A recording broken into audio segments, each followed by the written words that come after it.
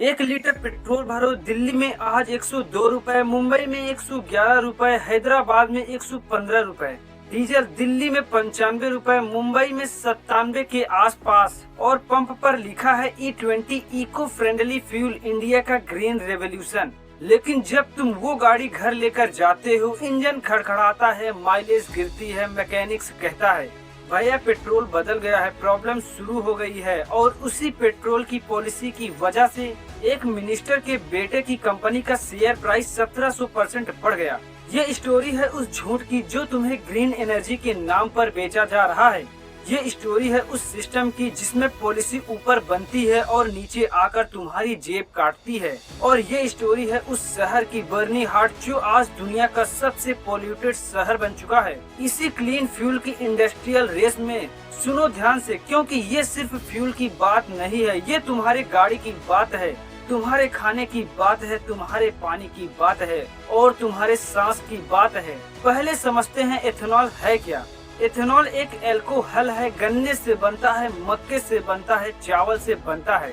जब इसे पेट्रोल में मिलाया जाता है ये होता है एथेनॉल ब्लेंडिंग, E20।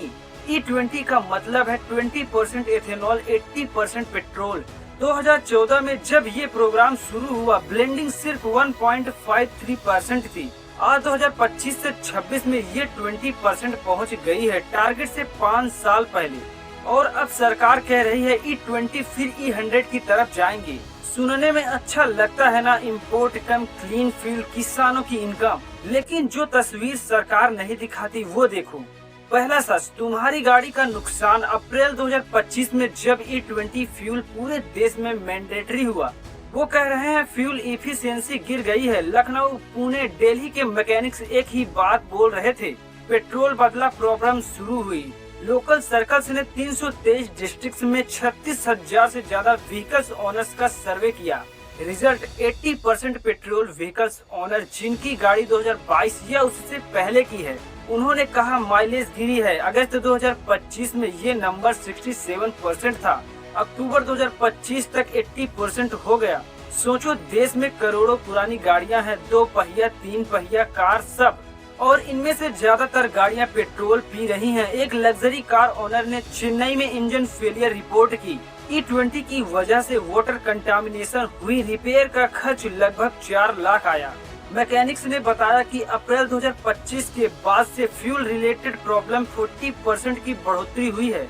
और ये सिर्फ माइलेज की बात नहीं है। हुंडई ग्रैंड i10 नियोस का यूजर मैनुअल जो 2019 से अगस्त 2023 के बीच बनी, उनमें साफ लिखा है 10% से ज्यादा एथेनॉल वाला फ्यूल मत डालो, इससे इंजन, फ्यूल सिस्टम और एमिशन कंट्रोल सिस्टम को नुकसान हो सकता है और वारंटी वो भी कैंसिल हो सकती है।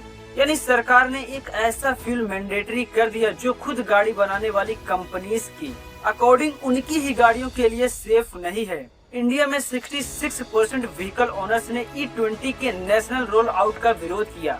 44% ने इसे वापस लेने की मांग की, 22% से ज्यादा ऑप्शन मांगे। लेकिन नितिन गडकरी ने कहा ये सब ऑयल कंपनीज का फॉल्स प्रोपेगेंडा है। अच्छा, दूसरा सच, गडकरी फैमिली का conflict of interest.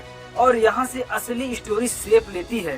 Nitin Gadkari Bharat के road transport and highways minister, वो शख्स जो सबसे ज्यादा, सबसे जोर से एथेनॉल ब्लेंडिंग की तारीफ करता था, जो कैमरा के सामने आकर कहता था ये इंडिया का ग्रीन रेवोल्यूशन है। लेकिन उनके बेटे क्या कर रहे थे? सियान agro industries and infrastructure limited के मैनेजिंग डायरेक्टर और प्रमोटर हैं निखिल गडकरी, नितिन गडकरी के बेटे। दूसरे बेटे सारंग गडकरी मानस एग्रो इंडस्ट्रीज चलाते हैं, जो शुगर और फ्यूल बिजनेस में है। और अब ये सियान की सब्सिडियरी भी बन चुकी है, सियान एग्रो, जो पहले एडिबल ऑयल बनाती थी। रेवेन्यू 17 करोड़ से 520 करोड़ से ज्यादा हो गया। शेयर प्राइस 1700% उछला। बॉम्बे स्टॉक एक्सचेंज ने इसे अब नॉर्मल मूवमेंट की वजह से स्पेशल सर्विलांस में डाल दिया। फाइनेंशियल ईयर 2024 में सियान की कंसोलिडेटेड सेल्स थी 171 करोड़, फाइनेंशियल ईयर 2025 में 1029 करोड़ और पिछले 12 महीनों में 1522 करोड़। जून 2025 क्वार्टर में रेवेन्यू था 511 करोड़, जो एक साल पहले की सेम पीरियड से लगभग 30 गुना से ज्यादा है। 30 गुना सिर्फ एक साल में। सियान का स्टॉक अगस्त 2024 में 40 रुपए के आसपास था। अक्टूबर 2025 में इसने 12 कंसेक्यूटिव दिन अपर सर्किट हिट किए, 42 लगातार सेशंस तक गेंस। ये फिनोमिनन इक्विटी मार्केट्स में बेहद रेयर है। कांग्रेस नेता पवन खेरा ने सीधे कहा, बाप रूल्स बनाता है, बेटे पैसे बनाते हैं। उन्होंने ये भी कहा कि 2018 में गडकरी ने प्रॉमिस किया था एथेनॉल ब्लेंडिंग से पेट्रोल 55 रुपए लीटर हो जाएगा, लेकिन आज 2026 में दिल्ली में पेट्रोल 102 रुपए है, डीजल 95 रुपए। वो 55 रुपए का वादा कहाँ गया? गडकरी का जवाब, सियान का एथेनॉल आउटपुट में कंट्रीब्यूशन सिर्फ 0.5% है। 450 से ज्यादा कंपनीज हैं, कैबिनेट प्राइसेस डिसाइड करती है। कागज पर ये सही है, लेकिन सवाल ये नहीं है कि सियान कितना एथेनॉल बनाती है। सवाल ये है, जब बाप पॉलिसी पुश कर रहा था तब बेटों की कंपनी का रेवेन्यू 30 गुना क्यों उछला? जब बाप कैमरा पर एथेनॉल की तारीफ कर रहा था तब शेयर प्राइस 1700% क्यों बढ़ी? और इस पर कोई FIR क्यों नहीं? सेबी की कोई जांच क्यों नहीं? No SEBI action, no inquiry. सिर्फ स्टॉक चार्ट्स और आईब्रोज दोनों ऊपर जाते रहे। तीसरा सच, बर्नी हाट दुनिया का सबसे पॉल्यूटेड शहर, मेघालय और असम के बॉर्डर पर एक छोटा सा शहर। 2024 IQ air world air quality report ने इसे दुनिया का मोस्ट पॉल्यूटेड मेट्रोपॉलिटन एरिया घोषित किया। Annual average PM 2.5 concentration 128.2 micrograms पर क्यूबिक मीटर। WHO की सेफ लिमिट है 5 माइक्रोग्राम पर क्यूबिक मीटर, यानी बर्नी हाट की हवा WHO लिमिट से 25 गुना ज्यादा जहरीली है। एक माँ वहाँ बैठी है, एलिन सिंकली, और वो कहती हैं, हम खिड़कियाँ बंद करते हैं, दरवाजे बंद करते हैं, फिर भी धूल अंदर आती है। बाहर कपड़े नहीं सुखा सकते, बच्चे बाहर नहीं खेल सकते। और हेल्थ का क्या हाल है? बर्नी हाट में रिस्पिरेटरी इंफेक्शन केसेस 2022 में 2082 थे, 2024 में ये बढ़कर 3681 हो गए, लगभग 2 गुने सिर्फ 2 साल में। CPCB का समीर ऐप डेटा दिखाता है कि IQ सर्वर रेंज 300 से 400 में रहा। इतना सर्वर की अथॉरिटीज ने फैक्ट्रीज बंद की, लेकिन AQI फिर भी नहीं सुधरा। और सरकार का जवाब, मेघालय के चीफ मिनिस्टर कोनार्ड संगमा ने असेंबली में कहा कि उनके डेटा के अनुसार PM 2.5 सिर्फ 50.1 है, यानी इंटरनेशनल डेटा को ही नकार दो। जमीन पर माँ कहती है बच्चे बाहर नहीं खेल सकते, और ऊपर नंबर से खेल हो रहा है। ये वही पैटर्न है जो हमेशा होता है, सिस्टम के नीचे के दर्द को ऊपर के डेटा से दबा देता है। चौथा सच, पानी। और ये सबसे डेंजरस सच है। 1 लीटर पेट्रोल पंप पर भरते हो, लेकिन उस पर 1 लीटर इथेनॉल बनाने के लिए जमीन के नीचे से क्या निकला, ये सरकार कभी नहीं बताती। इंडिया के फूड सेक्रेटरी संजीव चोपड़ा ने खुद एक गवर्नमेंट स्टडी साइट करते हुए माना, 1 लीटर इथेनॉल बनाने के लिए चावल से 10,790 लीटर पानी लगता है, मक्के से 4,670 लीटर, गन्ने से 3,630 लीटर, 10,000 लीटर पानी 1 लीटर फ्यूल के लिए। रुको, ये सोचो, तुम्हारे घर में एक बड़ी पानी की टंकी होती है 500 लीटर की। 1 लीटर इथेनॉल बनाने के लिए 21 ऐसी टंकियां भरनी पड़ेगी, और वो पानी जमीन से आता है, उन्हीं एक्विफर से जो पहले से खाली हो रहे हैं। एक जर्नलिस्ट ओम प्रकाश ने एक बहुत जरूरी बात कही, किसान पर ब्लेम जाता है कि वो धान उगाकर पानी बर्बाद करता है, लेकिन इंडस्ट्री उसी धान को फ्यूल में जलाती है और उस पर कोई ब्लेम नहीं। The industry is never blamed for the water crisis. मतलब पानी की कमी के लिए उद्योगों को कभी कटघरे में नहीं खड़ा किया जाता। और अब ये स्केल देखो, 2024 से 2025 में गवर्नमेंट ने 52 लाख टन चावल स्पेसिफिकली इथेनॉल प्रोडक्शन के लिए एलोकेट किया। 2025 से 2026 में टारगेट है 90 लाख टन चावल फ्यूल में। जिस देश में आज भी करोड़ों लोग कुपोषित हैं, उस देश का चावल पेट्रोल पंप पर जा रहा है। और एक और बात जो कोई नहीं बताता, एथेनॉल प्रोडक्शन में एक बाई प्रोडक्ट निकलता है जिसे विनाश कहते हैं। ये एक डार्क एसिडिक लिक्विड वेस्ट है। हर 1 लीटर इथेनॉल बनाने पर 8 से 15 लीटर विनेस निकलता है, और अगर इसे प्रॉपरली ट्रीट नहीं किया तो ये सरफेस वाटर और ग्राउंड वाटर दोनों को दूषित करता है, यानी पानी खींचा भी और जो बचा उसे जहरीला भी किया। नीति आयोग का CWMI रिपोर्ट कहता है इंडिया में हर साल 2 लाख लोग सेफ ड्रिंकिंग वाटर न मिलने की वजह से मरते हैं। 75% घरों में सेफ ड्रिंकिंग वाटर नहीं है और 2030 तक इंडिया की वाटर डिमांड अवेलेबल सप्लाई से दोगुनी हो जाएगी। नीति आयोग ने खुद चेतावनी दी है। 21 मेजर सिटीज जिनमें दिल्ली, बेंगलुरु और चेन्नई शामिल हैं, वहां 2030 तक ग्राउंड वाटर जीरो हो सकता है। सिर्फ 4 साल बाद इंडिया दुनिया का सबसे बड़ा ग्राउंड वाटर कंज्यूमर है, 241 बिलियन क्यूबिक मीटर हर साल। ये ग्लोबल ग्राउंड वाटर विथड्रॉल का 1/4 से ज्यादा है। पंजाब में 80% से ज्यादा ब्लॉक्स ओवर एक्सप्लॉइटेड है, यानी हर 100 यूनिट्स जो रिचार्ज होता है उसके बदले 164 यूनिट निकाल लिए जाते हैं। हरियाणा में हर 100 यूनिट रिचार्ज पर 136 यूनिट निकलते हैं। और मराठवाड़ा में शुगर केन और कॉटन की वजह से ग्राउंड वाटर इतना नीचे चला गया है कि बोरवेल 90 से 250 मीटर तक खोदने पड़े। 2016 में लेटर जैसे डिस्ट्रिक्ट में पानी ट्रेन से पहुंचाना पड़ा। ये फ्यूचर की कहानी नहीं है, ये हो चुका है। आपको शायद पता हो कि जो कुआं पहले 30 फीट पर पानी देता था, आज 100 फीट खोदने पर भी पानी नहीं मिलता। वो पानी गया कहाँ? गन्ने को सींचने में। और वो गन्ना किसके डिस्टिलरी में गया? उसी सिस्टम के जो तुम्हें फार्मर का भला बताकर तुम्हारी जमीन के नीचे का पानी खींच रहा है। और जहां एथेनॉल प्लांट सबसे ज्यादा है, महाराष्ट्र, उत्तर प्रदेश, कर्नाटका एग्जैक्टली वही स्टेट हैं जहां ग्राउंड वाटर ऑलरेडी सबसे ज्यादा डिप्लीटेड है। कोई एक्विफर स्ट्रेस मैपिंग नहीं, कोई वाटर अवेलेबिलिटी ऑडिट नहीं, बस प्लांट्स लगाओ, पानी खींचो, प्रॉफिट लो। एक तरफ सरकार जल जीवन मिशन चला रही है, हर घर नल जल से, और दूसरी तरफ उसी जमीन के नीचे का पानी एथेनॉल फैक्ट्रीज खींच रही हैं। दोनों हाथों से खेल हो रहा है। पांचवा सच, इन्वायरमेंट का झूठ। गवर्नमेंट कहती है E20 क्लीनर है, कार्बन एमिशन कम होंगे, लेकिन क्या सच में? Automotive research association of India के टेस्ट में पाया गया E20 से कार्बन मोनोऑक्साइड और हाइड्रोकार्बन में 20% की कमी आती है, लेकिन टॉक्सिक एल्डिहाइड्स, एसिटाल्डिहाइड और फॉर्मेल्डिहाइड 120% तक बढ़ जाती हैं, खासकर पुराने व्हीकल्स में।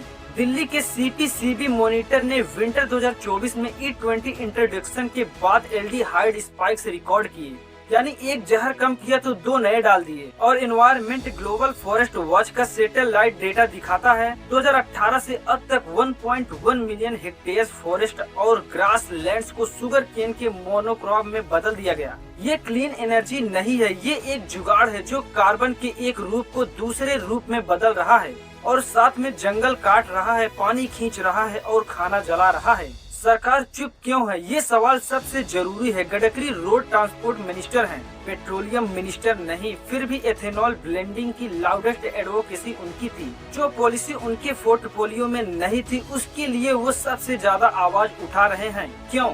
जवाब डेटा में है। जैसे जैसे E20 पॉलिसी गेदर होती गई, सियान का स्टॉक बढ़ता गया।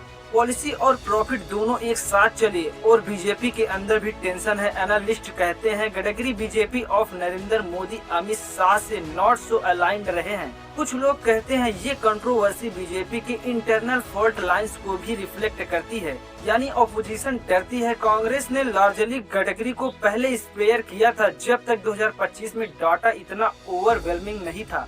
पार्टी डरती है, मीडिया चुप है और सिस्टम का हर हिस्सा एक दूसरे को कवर करता है। नीचे आम आदमी की जेब कट रही है, गाड़ियां बर्बाद हो रही हैं, पानी घट रहा है। तो सॉल्यूशन क्या है? असली क्लीन एनर्जी कहाँ है? सरकार के पास वो रास्ते हैं जो ट्रूली क्लीन हो सकते हैं, लेकिन उनमें इन्वेस्टमेंट नहीं है। पहला green hydrogen, national green hydrogen mission को जनवरी 2023 में अप्रूव किया गया।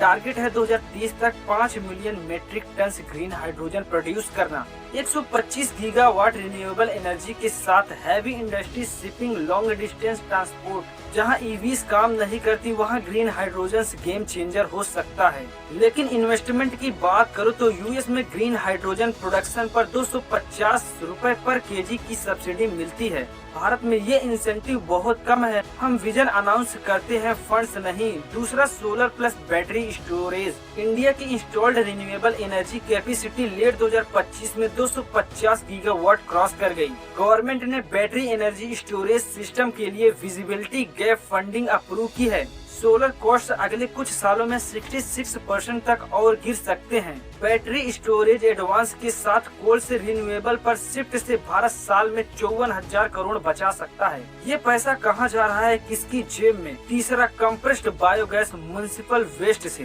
फार्म वेस्ट से बायोगैस बन सकती है। ये ट्रूली सर्कुलर है। जो कचरा है उससे फ्यूल बनाओ, खाना मत जलाओ, जंगल मत काटो। इंडिया में सतत इनिशिएटिव के तहत कंप्रेस्ड बायोगैस प्लांट्स बनाए जा रहे हैं, लेकिन अडॉप्शन अभी भी बहुत कम है। टेक्नोलॉजी और कॉस्ट दोनों चैलेंजेस हैं। यहाँ R&D इन्वेस्टमेंट चाहिए, लेकिन R&D में पैसा तब जाएगा जब नीयत साफ हो।